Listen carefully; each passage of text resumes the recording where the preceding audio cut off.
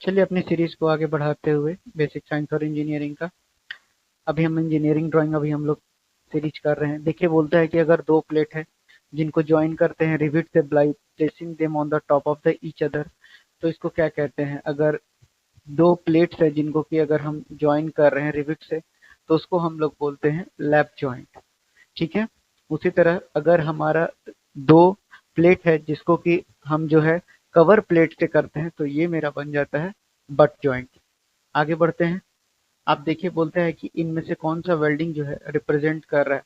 तो आपको याद रखना है कि अगर दो पैरेलल लाइन है तो ये स्क्वायर बट को रिप्रेजेंट कर रहा है। उसी तरह आगे बढ़ते हैं कि अगर आपका एक सर्कल है उसमें दो पैरेलल लाइन है तो ये आपका सीम वेल्डिंग को प्रोजेक्ट करता है। अब आपको कुछ ऑब्जेक्ट और उसके कन्वेंशंस को याद रखना है। जैसे फिलेट है तो आपको याद रखना है ट्राइंगल।